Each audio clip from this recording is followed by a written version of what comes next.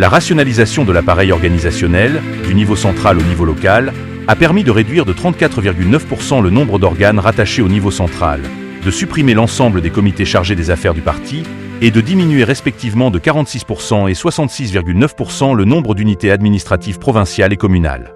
Ces résultats ont permis d'atteindre, avec 5 ans d'avance, les objectifs de la résolution numéro 18 du comité central du parti. À compter du 1er juillet, le pays a déployé simultanément le modèle d'administration locale à 2 niveaux dans 34 provinces et villes. Cette révolution structurelle ouvre de nouveaux espaces de développement et opère une transition du modèle de gestion vers un État serviteur, bâtisseur et au service du peuple. Le projet de rapport politique soumis au 14e Congrès national du parti place l'autonomie stratégique au cœur de ses orientations, reflétant une vision de long terme visant à planifier, orienter et façonner le développement national dans un contexte mondial en mutation rapide et imprévisible. Pour la première fois, il intègre de manière cohérente le rapport politique, le rapport socio-économique et le rapport de bilan du travail de construction du parti. Le processus de consultation a recueilli près de 14 millions de contributions, y compris via la plateforme VNEID. Les congrès des organisations du parti pour 2025-2030 ont été achevés en avance et l'ensemble des secrétaires du parti et présidents des comités populaires provinciaux ne sont plus originaires des localités qu'ils dirigent. Le Vietnam a célébré avec solennité le 80 anniversaire de la Révolution d'Août et de la Fête nationale, ainsi que le 50 anniversaire de la libération du Sud et de la réunification nationale. Marqués par de vastes défilés militaires et civils, ces commémorations ont ravivé la fierté nationale et renforcé l'aspiration au développement. Elles ont été enrichies par de grands concerts nationaux, la patrie dans le cœur et fière d'être vietnamien.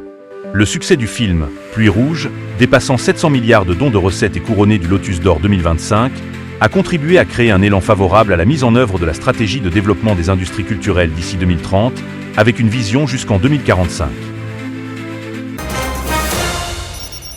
Le pays a subi une année climatique d'une extrême violence, avec un record de 21 tempêtes et dépressions tropicales. Parmi celles-ci, 5 typhons d'une intensité extrême ont provoqué des tornades, des crues soudaines et des glissements de terrain dévastateurs. Ces phénomènes ont causé plus de 400 morts et disparus et près de 100 000 milliards de dong de pertes, soit jusqu'à 0,8% du PIB. Thanh Nguyen, le sud du centre et les hauts plateaux ont été les plus touchés. À Bac Ma, dans la province de Hue, les pluies ont atteint 1740 mm en seulement 24 heures, tandis que les marées à Ho Chi Minh Ville, Can Tho et Ca Mau ont dépassé des niveaux historiques.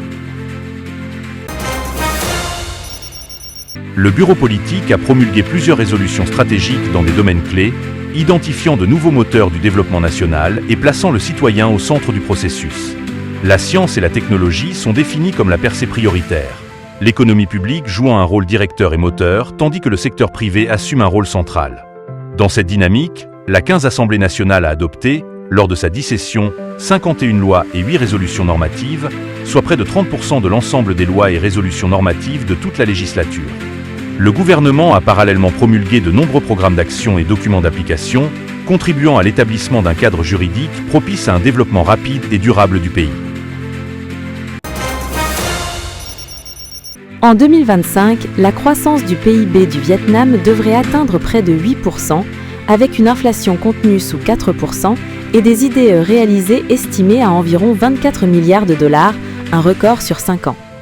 Ces performances sont d'autant plus remarquables que l'économie vietnamienne est confrontée à un double choc, la guerre commerciale mondiale, la multiplication des tensions géopolitiques, des catastrophes naturelles sévères, ainsi que la vaste restructuration des ministères, des secteurs et des collectivités locales. Face à ces défis, le gouvernement s'attache à revitaliser les moteurs de croissance traditionnels tout en promouvant de nouveaux leviers afin d'améliorer la productivité, la compétitivité et la résilience de l'économie nationale. Les 25 et 26 octobre, la capitale vietnamienne accueillit la cérémonie d'ouverture à la signature à Hanoï de la Convention des Nations Unies sur la lutte contre la cybercriminalité, dite Convention de Hanoï. Cet événement historique, qui a réuni plus de 2500 délégués issus de 119 pays et territoires, marque la première fois qu'un toponyme vietnamien est associé à un traité multilatéral mondial. Dès la cérémonie d'ouverture à la signature, 72 pays ont signé la Convention de Hanoï, ouvrant la voie à son entrée en vigueur rapide et à l'établissement de normes communes pour la prévention, l'enquête et le traitement de la cybercriminalité, un phénomène transfrontière difficile à encadrer efficacement au seul niveau national.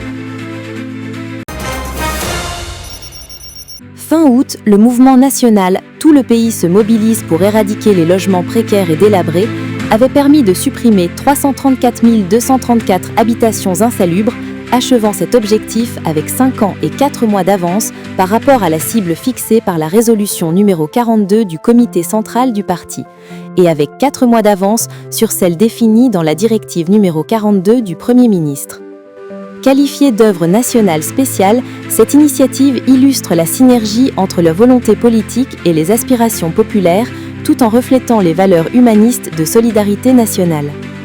Le 30 novembre, au lendemain immédiat des pluies et inondations historiques ayant frappé le centre-sud et les hauts plateaux du centre, la campagne Kwantung a été déclenchée afin de reconstruire et de réparer les logements des familles touchées.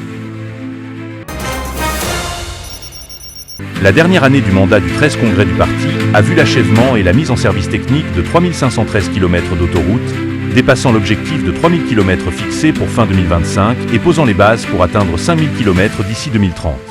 Les localités ont également achevé 1700 km de routes côtières. Ces résultats sont le fruit de la direction résolue du comité central, de l'implication active des ministères, des secteurs et des collectivités locales, ainsi que de l'esprit de travail intensif des entrepreneurs et des travailleurs sur les chantiers, conformément aux directives du Premier ministre.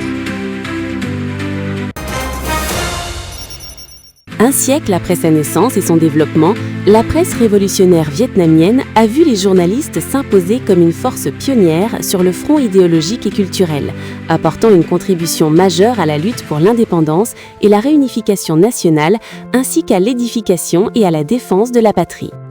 Face aux nouvelles exigences de l'époque contemporaine, la presse révolutionnaire vietnamienne s'est rapidement adaptée, a profondément renouvelé sa réflexion, maîtrisé les technologies modernes et créé des percées dans les méthodes journalistiques, tout en affirmant son rôle de force de construction de la confiance, capable d'inspirer et de promouvoir l'aspiration au développement. La loi sur la presse, amendée, adoptée lors de la 10e session de l'Assemblée nationale de la 15e législature, ouvre de nouveaux espaces de développement pour la presse à l'ère numérique.